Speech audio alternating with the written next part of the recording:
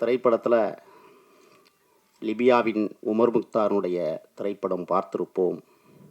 அதில் சில காட்சிகள் இடம்பெறும்.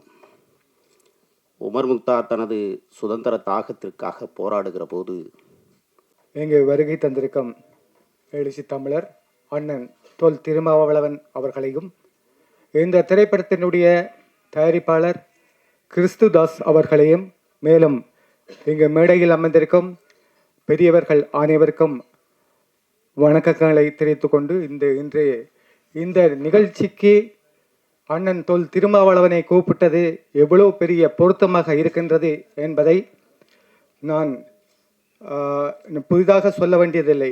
ஆரம்பத்திலிருந்து ஈழத்திற்காக தன்னுடைய போராட்டங்களை ஆரம்பத்திலிருந்தே ஈழத்துக்காக போராட்டத்தை ஆரம்பித்தவர். அதற்கு பின்னர் ஜாதிய பிரச்சனைகளுக்காக தன்னுடைய போராட்டங்களை ஆரம்பித்தவர். ஆனால் இன்று இந்த திரைப்படத்தினுடைய கதையான ஆணவ படுகொலைக்கு எதிராக முதன்முறையாக தமிழகத்தில் போராட்டத்தை ஆரம்பித்து அதிலும் வெற்றியும் கண்டு கொண்டிருக்கின்றார். அவர்கள் இங்கு வருகை தந்தது நமக்கெல்லாம் பெருமையான விஷயம். இந்த திரைப்படத்தை தயாரித்த திரு கிறிஸ்துதாஸ் அவர்கள் மிக சிறந்த நல்ல மனிதர்.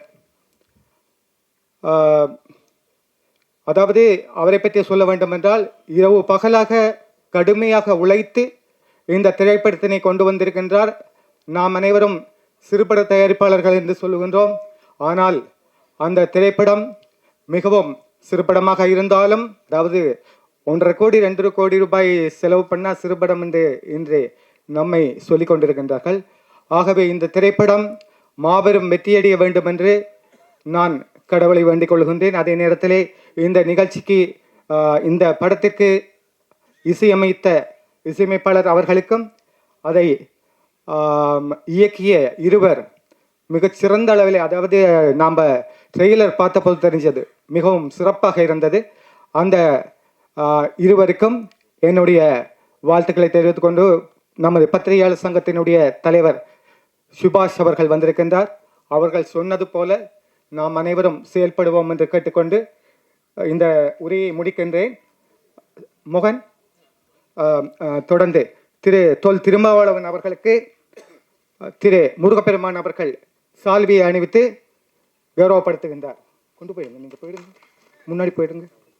தர்மத்தை காப்பாற்றுவதற்காகவும் அகர்மத்தை அகற்றுவதற்காகவும் இங்கே வந்திருக்கும் புரட்சி புயல் அண்ணன் திருமால் அவர்கள் இந்த சிறப்பான நிகழ்ச்சிக்கு, எங்கள் தயாரிப்பாளர் சங்கத்தினுடைய நிகழ்ச்சிக்கு அண்ணன் வந்திருக்காருனாக்கா அது ரொம்ப ரொம்ப பெருமை. ஏன்னா அவருக்கு வந்து நிறைய ஷெட்யூல் இருக்குது, எவ்வளோ பிரச்சனை இருக்குது. அந்த பிரச்சனையெல்லாம் ஒதுக்கிட்டு நம்ம சினிமா சம்மந்தப்பட்ட நிகழ்ச்சி நடக்குது, அதுக்கு வந்து தலைமை தாங்குறாருன்னா அண்ணனுக்கு எங்கள் சங்கத்தின் சார்பாக ஒரு நன்றியை தெரிவித்துக் கொள்கிறோம். அடுத்து இங்கே கிறிஸ்துதாஸ் வந்து ரொம்ப எளிமையான ஒரு மனிதர், சிரிப்பு முகம். அதாவது எப்படி ஒரு வீட்டுக்கு போய் நீங்கள் கோயம்புத்தூர் சைடு அந்த சைடெல்லாம் போனீங்கன்னா, நம்ம இங்கேருந்து போகும்போதே பார்த்திங்கன்னா அவங்க ஃபேமிலியே வந்து கையெடுத்து கும்பிடுவாங்க. அந்த மனிதத்தன்மைன்றது என்னன்றது நான் கிறிஸ்துதாஸ்துகள் தான் கண்டுபிடிச்சேன். ரொம்ப மரியாதை. எங்கள் ஆஃபீஸுக்கெல்லாம் வந்தார். வந்து அண்ணன் நீங்கள்லாம் வரணுண்ணே, நீங்கள்லாம் வந்து நல்லா எங்களுக்கு கண்டிப்பாக எந்த நேரத்தில் எங்கள் தயாரிப்பாளர் சங்கத்தில் வந்து 1450 உறுப்பினர். இந்த 1450 உறுப்பினர்களும் சரி, தயாரிப்பாளர் சங்கத்தில் இப்போ என்னென்ன செய்யணும், நிறைய தயாரிப்பாளர் வந்து இன்றைக்கி படம் எடுத்துகிட்டு ரொம்ப கஷ்டப்படுறாங்க. இப்படி இந்த சங்கத்தில் வந்து கஷ்டப்படுறாங்கன்னு சொல்லிட்டு தலைவர் செயலர் நாங்கள்லாம் அடிக்கடி பேசின்னு இருக்கோம். இது ஏதாவது ஒரு இதுக்கு ஒரு ஸ்டெப் எடுத்து என்னென்ன செய்யலாம். ஏன்னா இப்போது ஒரு பாடல் வெளியிடுறோம், இந்த பாடல் வந்து ரைட்ஸு விற்றுறோம். இந்த ரைட்ஸு வந்து விற்கிறோம்னாக்கா அவன் எடுத்து போயிடுறான். அதுக்கு வந்து ஒரு 3 வருஷம் வரைக்கும் தான் அவனை யூஸ் பண்ணணும். மீதி டைமில் வந்து திரையுலகத்தில், ரேடியோவில், இந்த டிவிலெல்லாம் போகும்போது அதனுடைய பண்டு வந்து அந்த தயாரிப்பாளர் சங்க அவருக்கு வந்து சேரணும். அந்த மாதிரி இதுவெல்லாம் இருக்குது, நிறைய சில இதுவெல்லாம் இருக்குது. இப்போ யூடிபி தயாரித்து சம்பாதிக்கிறாங்களா, அந்த மாதிரி ஒரு 2 கோடி 3 கோடி ஒரு படத்தை எடுத்துட்டு அந்த தயாரிப்பாளர் சங்கம் அவருக்கே தெரியாது அவர் படம் பார்த்தா யூடியூப்பில் ரிலீஸ் ஆகுது. இப்படியெல்லாம் சட்டவிரோதமாக நிறைய நடக்குது. இதெல்லாம் கட்டுப்படுத்துறதுக்காக இந்த சங்கத்தில் வந்து நாங்கள்லாம் நிறைய முயற்சி எடுத்து இப்போ கூட பாருங்கள் திருட்டி சிடி ஒருத்தனுக்கு பிடிச்சி ஜெயிலில் போட்டோம். ஜெயிலில் போட்டு இப்போ கேஸுக்கு போயிட்டு வந்தேன். ஏன்னா இந்த மாதிரி நிறைய பிரச்சனைலாம் இருக்குது. இதெல்லாம் வந்து கரெக்டாக கண்ட்ரோலாக செய்து எடுத்துன்னு வந்தால் தான் இந்த சங்கத்தில் படம் எடுக்கிறவங்கெல்லாம் வந்து கொஞ்சம் பணத்தை மீதி ஏதோ ஒரு லாஸ் ஆனாலும் ஏதோ கொஞ்சமாவது பணம் வரும் அவங்களுக்கு வந்துன்னு இருக்கும். இது சில குறைகள் எல்லாம் இருக்குது. இந்த குறைகள் எல்லாம் நாங்கள்லாம் சேர்ந்து அண்ணங்களை இந்த குறைகள் சொன்னேன். ஏன்னா இன்றைக்கி அண்ணன் சொன்னார்னா கண்டிப்பாக அந்த வேலை வந்து ஈஸியாக முடியும். அதுக்காக எங்களுடைய சினிமா சம்மந்தப்பட்ட சங்கம் நாங்கள் எல்லாரும் சேர்ந்து அண்ணங்களை நாங்கள் ஒரு மனு கொடுக்கலான்னு இருக்கோம். அண்ணன் வந்து எப்போவுமே சரி எதுக்கும் தயங்க மாட்டார், போல்டாக பேசுவார். நான் நிறைய மீட்டிங் எங்கள் ஆற்காட்டாருக்கு ரிலேட்டிவ் தான் நான். பட் இருந்தாலும் அண்ணன் நான் அடிக்கடி சந்திப்பேன். எங்கள் ராணிப்பேட்டில் வந்து எங்கள் காந்தி அண்ணன் வீட்டுக்கெல்லாம் அண்ணன் வருவார். ரொம்ப மரியாதை, எளிமையான மனிதர். யாருன்னா எங்கள் அண்ணன் மாதிரி நான் பார்த்ததே இல்லை. சிம்பிள், எந்த ஆடம்பரம் இல்லை, எந்த ஒரு இதுவும் இல்லை. இப்படி ஒரு மனிதனை பார்க்கனாக்கா உண்மையில் நான் என்னை பற்றி நான் பெருமையாக பேசலை, ஒரு காந்தி மாதிரி தான் அண்ணன். ஏன்னா எது இல்லாதையும் தட்டி கேட்டு ஒரு உரிமையை வந்து இன்றைக்கி வாங்கி கொடுக்குறனாக்கா அண்ணன் திருமாலா வந்து நல்லா செய்கிறாங்க. ஏன்னா நான் தெரியாது அவருக்கு, பட் அவரை பற்றி நான் நிறைய ரொம்ப சந்தோஷப்படுவேன் அண்ணனை பற்றி. இப்போது இந்த திரைப்படம் வந்து வெற்றி பெறணுன்னாக்கா நீங்கள் அனைவரும் ஒத்துழைக்கணும். நம்ம வந்து இதில் ஜாதி மதம் வேறுபாடு இல்லாமல் இந்த படத்தை வந்து நம்ம பார்க்கணும். பத்திரிகையாளர் நண்பர்கள்லாம் நம்ம படத்தை பற்றி கொஞ்சம் நல்லா எழுதுங்க, அதாவது உண்மையை எழுதுங்க. எழுதி எங்களுக்கெல்லாம் ஒரு ஊக்கத்தை கொடுங்க. ஏன்னா எங்களுக்கு டைம் இல்லை, இன்னும் நிறைய பேசலாம். எல்லாரும் என்னுடைய நன்றியை தெரிவித்துக்கிறேன். அது அந்த படத்துடைய டைட்டிலுக்கு ஈக்குவலாக இருக்கும். மலரே ஓ மலரே, உன்னை காண ஓடோடி வந்தேன், நீ காற்றோடு காணாமல் போனால் இந்த ஏழையின் உள்ளம் தாங்காதடி. மனம் விட்டு பேச துடித்தேன், அந்த மலரை பறிக்கச் சென்றேன். காற்றும் புயலும் வந்தது, என் மலரை அடித்துச் சென்றது. ஓடோடி பார்த்தேன் மறைந்தது, என் கண்களோ காண துடித்தது. அதுபோல இந்த படத்துடைய டைட்டில் இருக்குது, நெஞ்சம் பொறுக்குதில்லையே. நிச்சயமாக இந்த படம் வெற்றி அடையணும். குறிப்பாக மியூசிக் டைரக்டர் புது இன்ட்ரடக்ஷனு. எந்த மியூசிக் டைரக்டரையும் கீபோர்டிஸ்டாக ஒர்க் பண்ணலன்னாரு, ஸ்ட்ரைட்டாக வந்திருக்காரு. பட் அந்த மியூசிக்கில் ஒரு சின்ன வலி இருக்குது.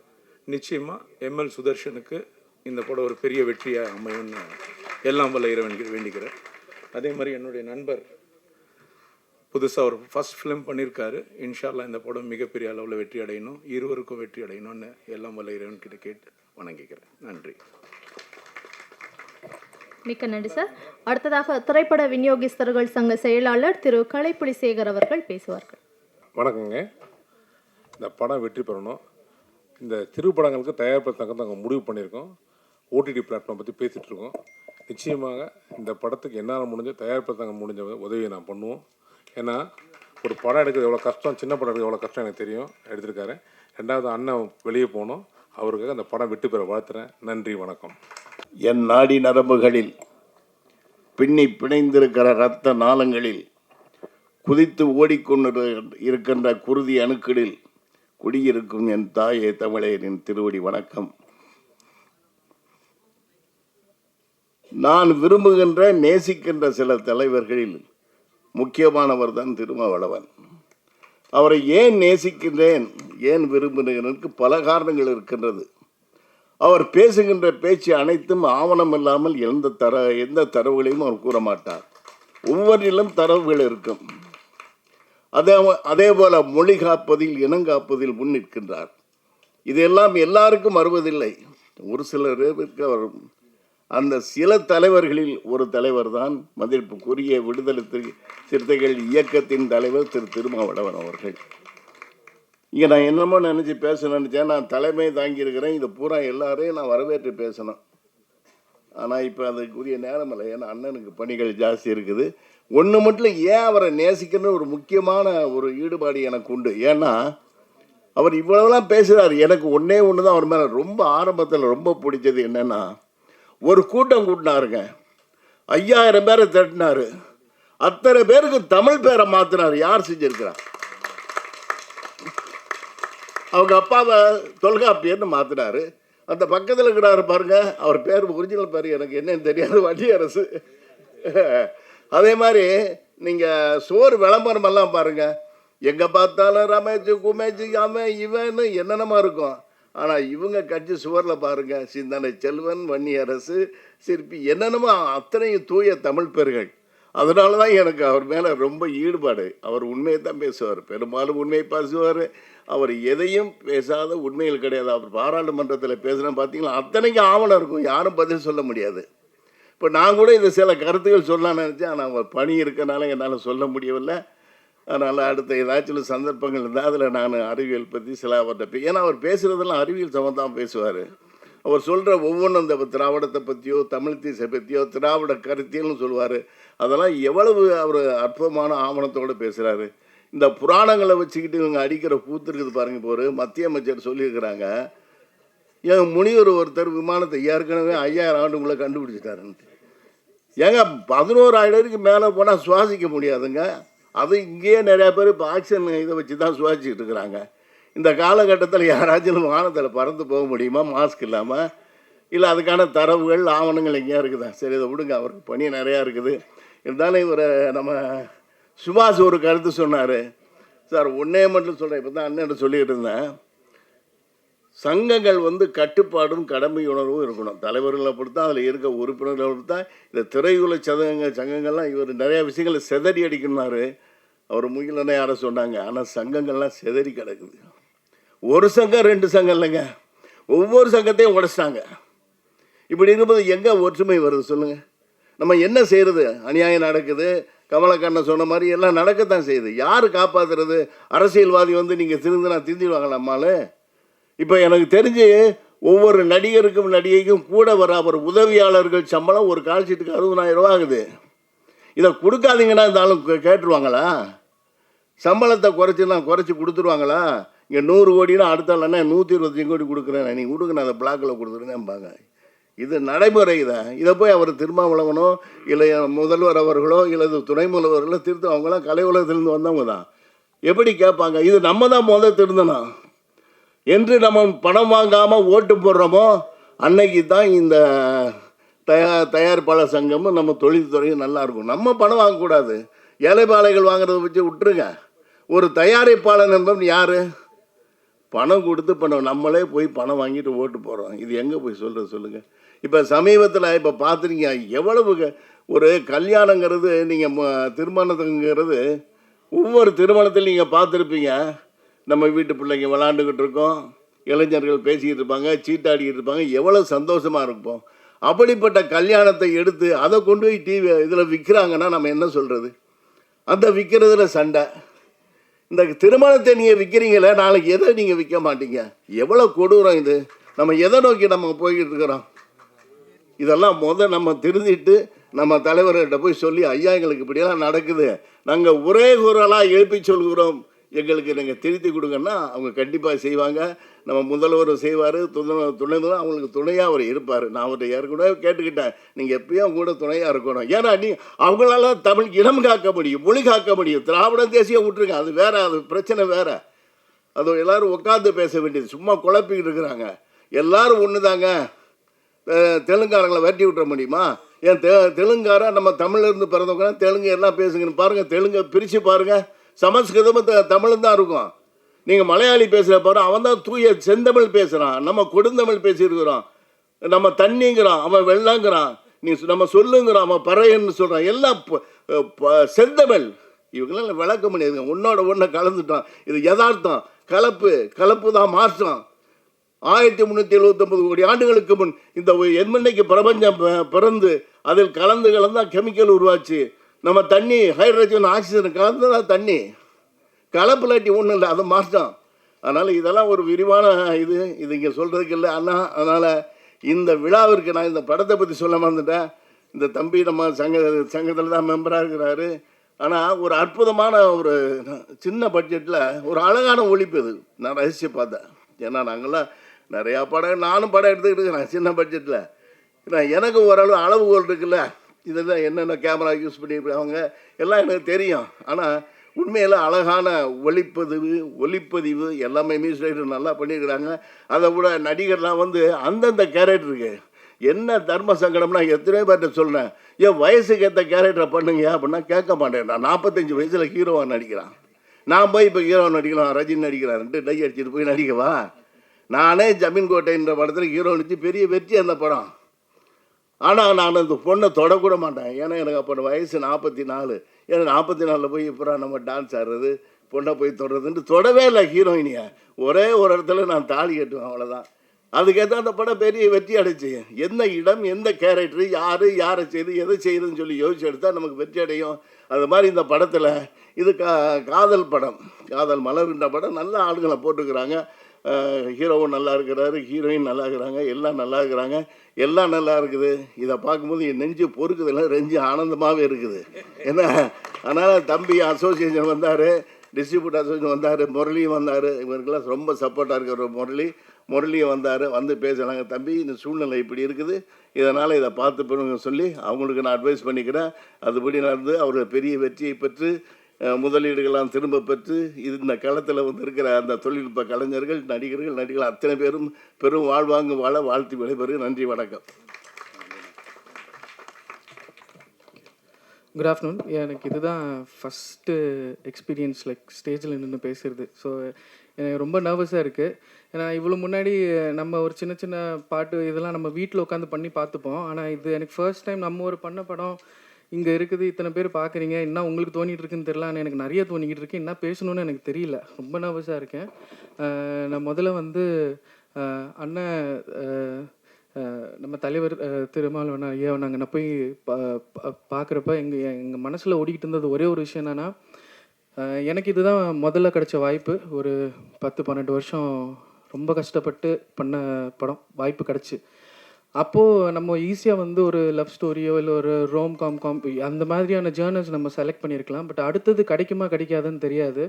உண்மையாகவே கலையை நேசிக்கிறேன்றனால நானும் என்னுடைய சகோதரர் கவி வந்து நாங்கள் 2 பேரும் 7-8 வருஷத்துக்கு முன்னாடி டிசைட் பண்ணது. அப்போவே என்றைக்கே ஒரு நாள் படம் பண்ணுவான்டா, அன்றைக்கி நீ எந்த ஊரில் இருந்தாலும் சரி, நான் எந்த ஊரில் இருந்தாலும் சரி, நம்ம பண்ணுறப்ப ஒருத்தர் காண்டாக்ட் பண்ணிப்போம், பண்ணுறது 2 பேரும் சேர்ந்து படம் பண்ணுவோம். ஆனால் இப்போ நிறைய டியூல் டைரக்டர்ஸ் இருக்காங்க, அவங்க பேர் போட்டுப்பாங்க. ஆனால் நம்ம அப்படி வேண்டாம், நம்ம இத்தனை வருஷம் காத்து ஒரு படம் பண்ணுறோன்னா இருவருன்னே போவோம், இது யாரும் பண்ணலை, நம்ம பண்ணுவோம். பேர் அவங்களுக்கு வேணும் வேணான்றது இல்லை.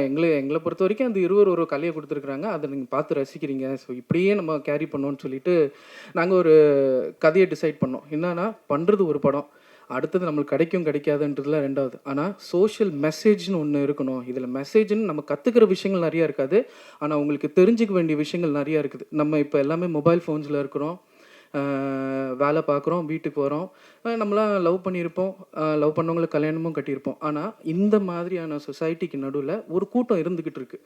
அவங்க ஒன்றுமே அவங்களுக்கு உண்டான ஃப்ரீடம் கிடைக்க மாட்டேங்குது. அவங்க லவ் பண்ணி கல்யாணம் கட்டிக்கிட்டாங்கனாலும், இல்லை லவ் பண்ணிக்கிட்டு இருக்கிறப்பவே, இல்லை லவ் சொல்கிறதுக்கே பயமாக இருக்கிற ஒரு சில பிரச்சனைகள் இந்த சமுதாயத்தில் போயிட்டுருக்கு. ஸோ நாங்கள் டிசைட் பண்ணி எப்படின்னா ஒரு ஒரு ஒரு குளோபலாக நடக்கிற இஷ்யூ, இது வெறும் தமிழ்நாட்டையோ இந்தியா மட்டும் கிடையாது, இது உலகம் ஃபுல்லாக நடக்கிற ஒரு குளோபல் இஷ்யூவை நம்ம கொஞ்சம் ஒரு எக்ஸ்பெரிமெண்டலாக ஒரே ஒரு வீட்டுக்குள்ளே சொல்லுவோம் அப்படின்னு சொல்லிட்டு தான் டிசைட் பண்ணது. ஸோ இதுக்கு எங்களுக்கு ஸ்ட்ராங்காக சப்போர்ட் பண்ணது. நிறைய சேலஞ்சஸ் இருந்துச்சு. எங்கள் ப்ரொடியூசரை கன்வின்ஸ் பண்ணுறது வந்து இப்போ இருக்கிற டிரெக்டர்ஸுக்கு ரொம்ப டஃப், கிடைக்க மாட்டாங்க. பணம் இருக்கிறவங்க தெரிஞ்ச ஆர்டிஸ்ட்டை வச்சு போடணும், இல்லை யாருன்னா ஒருத்தர் பணம் பண்ணிட்டு வந்திருக்கும். இப்படி இருக்கிற ஒரு சுச்சுவேஷனில் எங்கள் அண்ணன் வந்து அண்ணன் எனக்கு வந்து நான் ரொம்ப சின்ன பையன்லேருந்து தெரியும். ஸோ அவர் ரொம்ப கன்சிஸ்டன்சி பார்த்துட்டே இருந்தார். இவன் எதுவுமே இல்லை, நான் எந்த ஒரு வேலைக்கு போவேன், எனக்கு ஒரு சின்ன ஒரு 1000-2000 பிரச்சனை இருந்துச்சுன்னா ஏதோ ஒரு வேலைக்கு போயிட்டு 1 மாதம் சம்பளத்தை வாங்கிட்டு ரெசிக்னேஷன் போட்டு நான் வந்துடுவேன். எனக்கு சினிமா அப்படி தான், எனக்கு அதில் மட்டும்தான் எனக்கு மைண்டு போகும். அந்த கன்சிஸ்டன்சி பார்த்துட்டே இருக்கிறப்ப கொஞ்சம் வருஷம் கழிச்சு அப்புறம் நான் சொன்னேன், நீங்கள் ஒரு சப்போர்ட் பண்ணுங்கண்ணே அப்படின்னு சொன்ன பிறகு கதை என்ன அப்படின்னு கேட்டேன்னா, நான் இந்த மாதிரி நான் கதை இதெல்லாம் இருக்கணுன்னு அண்ணன் வந்து மறுபேச்சு எதுவுமே கேட்கல. நீ பண்ணிவிடுவேன், நீ கான்ஃபிடென்ட்டாக இருக்கியா, நான் டெஃபினட்டாக நான் உனக்கு இது பண்ணுறேன், நீ இது ஒன்றால் முடிக்க முடியுமா அப்படின்னோடனே, ஆனால் என்கிட்ட ஒரு சின்ன பிளான்ஸ் இருக்குன்னு, நம்ம அந்த மாதிரி பிளான்ஸ்லாம் நம்ம எக்ஸிக்யூட் பண்ணோன்னா கண்டிப்பாக இந்த படத்தை நான் யாருன்னு தெரியாது, ப்ரொடியூசர் அண்ணன் இந்த உலகத்துக்கு யாருன்னு தெரியாது, இந்த கதையை நம்ம கொண்டு போகணுன்னா நிறைய பேர்த்துக்கு தெரிய வைக்கணும்னா இந்த மாதிரியான சோஷியல் இஷ்யூஸை ஹேண்டில் பண்ணுற ஒரு பெரிய பவர்ஃபுல்லான மென் நம்மளுக்கு வேணும்னு அவங்கள நம்ம நோக்கி போனோம் அப்படின்னு சொல்லிட்டு படம் முடிச்சுட்டு சப்போர்ட் பண்ணிட்டு வந்தாச்சு. அப்புறம் அண்ணன் வந்து எங்களுக்காக நம்ம எப்படின்னா வெளியே போயிடணும் போகிறது தாண்டி இந்த கதை இந்த மெசேஜ் வந்து மக்களுக்கு போய் சேரணும்னு சொல்லிட்டு எங்களை விட்டுட்டு 2 மாசமா சென்சார் வந்துட்ட பிறகு அண்ணனை காண்டாக்ட் பண்ணுறதுக்கு அவ்வளோ முயற்சிகள், அங்கே நிறைய முயற்சி பண்ணோம்.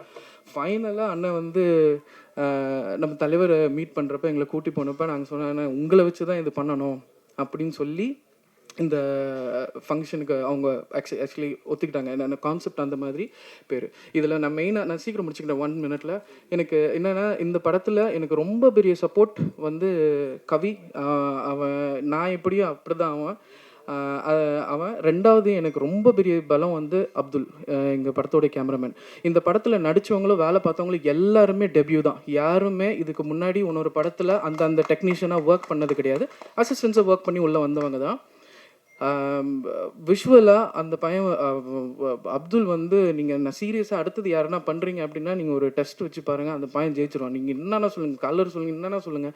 நான் அவங்க கூட கொஞ்ச நாள் தான் ஒர்க் பண்ணேன். பார்த்தப்பே நான் அங்கேயே சொன்னேன், என்றைக்கே ஒரு நாள் நம்ம படம் பண்ணுவோம், எனக்கு பண்ணுறப்ப நீ தான் எனக்கு கேமராமேன் அப்படின்னு சொல்லி டிசைட் பண்ணேன். அடுத்த படமும் பிஸியானாலும் சரி அவனுக்காக நான் வெயிட் பண்ணி தான் அடுத்த படம் போவேன். ரொம்ப ஸ்ட்ராங்கான பிலீவர் நான் அப்துல்க்கு, என்னோட கேமராமேனுக்கு. அடுத்தது இந்த படத்தினுடைய நாயகன் நம்ம எம்எல் சுதர்ஷன், மியூசிக் டைரக்டர். அவருக்குமே இந்த படம் புதுசு தான். நிறைய டெக்னிக்கலாக கொஞ்சம் நல்ல சவுண்ட் உள்ள ஒரு பார்ட்டி தான் அவரும் வந்து எப்படின்னா, நாங்கள் இந்த கதை அவர்கிட்ட சொல்கிறப்ப எனக்கு கொஞ்சம் அங்கங்கே சஜஷன்ஸ் கொடுத்து கொஞ்சம் ஹெல்ப் பண்ணிவிட்டு மியூசிக் ரொம்பவே நல்லா பண்ணியிருக்காங்க. நீங்கள் படத்தில் பாருங்கள். அடுத்தது வந்து ஆர்டிஸ்ட், என்னுடைய தம்பி, கூட பிறக்காத தம்பி மாதிரி என்னுடைய அரவிந்த். அவன் எனக்கு ரொம்ப பெட்டு. எங்கள் படத்தில் இன்னும் டைம் கிடச்சிச்சுன்னா நிறைய சொல்லுவேன். ஆக்சுவலி அவனை நான் ஷூட்டிங் ஸ்பாட்டில் தான் ஃபஸ்ட்டு டைம் பார்க்குறேன்னு. அடுத்தது என்னோடய ஹீரோயின் சந்தியா, இது புவனேஸ்வரி, கேரக்டர் பேர் சந்தியா அப்படியே வரும். எனக்கு அவ்வளோயும் நான் பார்க்குறப்ப ஒர்க் பண்ணுறப்ப ரொம்ப ஆத்மார்த்தமாக அந்த கேரக்டருக்குள்ளே பூந்து தான் எல்லாமே ஒர்க் பண்ணது. எல்லாமே யங்ஸ்டர்ஸ் இந்த படத்தில். அடுத்தது வந்து காளிதாஸ், எங்களுடைய இன்னொரு சப்போர்ட்டிங்கான ஆர்டிஸ்ட். அப்புறம் நித்யா வந்து 100% ஒரு ஃப்ரெண்ட்லியான ஆர்டிஸ்ட், டைரக்டருக்கு ஏற்ற ஒரு ஆர்டிஸ்ட். அந்த பொண்ணு ரொம்ப ஃப்ரெண்ட்லி, நல்லா ஒர்க் பண்ணுவாள். நீங்கள் என்ன சொல்கிறீங்களோ அந்த ஒர்க்கை அவள் முடிச்சுட்டு தான் அடுத்த வேலைக்கே போவாள். தூங்க மாட்டாள். விடிய 2.5 கால் ஷீட் போனது, அதை விடிய பண்ணா. ஸோ அவளுக்கும் நான் நன்றியை தெரிவிச்சுக்கிறேன். அண்ணன் மிச்சதை நான் யாருன்னா மறந்துருந்தேன்னா எனக்கு சாரி, நான் நர்வஸில் இருக்கிறேன். நம்ம தனியாக பேசுகிறப்ப வேணால் கேட்டுங்க, நான் எல்லா டீட்டெயில்ஸும் சொல்கிறேன். எனக்கு இந்த வாய்ப்பு கொடுத்ததுக்கு ரொம்ப நன்றி. ப்ளீஸ் இந்த படத்துக்கு ஆதரிங்க. சின்ன படம் பெரிய படம்னு பார்க்காதீங்க. இது ஒரு கருத்தாக உண்மையாகவே பிஸ்னஸை நோக்கி இந்த படத்தை பண்ணலை. இந்த படத்தை பண்ணது வெறும் உங்களுக்காக மட்டும்தான். அடுத்த வாய்ப்பு கிடைக்காதுன்னு தெரியல. இந்த மேடை நான் யூஸ் பண்ணிக்கிறதுக்கு ஒரே விஷயம் என்னென்னா, இதில் ஒரு சோஷியல் அவேர்னஸ் விஷயத்தை சொல்லியிருக்கோம். ஸோ அதுக்காக ஆச்சு, கொஞ்சம் டைம் கொடுத்து பண்ணுங்க. Thank you so much. நெஞ்ச பொறுக்கதிலேயே படத்துடைய இசைத்தட்டை தலைவர் திரு தொல் திருமாவளவன் அவர்கள் வெளியிட இந்நிகழ்வுக்கு வருகை தந்திருக்கக்கூடிய சிறப்பு விருந்தினர்களும் படக்குழுவினரும் இணைந்து பெற்றுக்கொள்கிறார்கள்.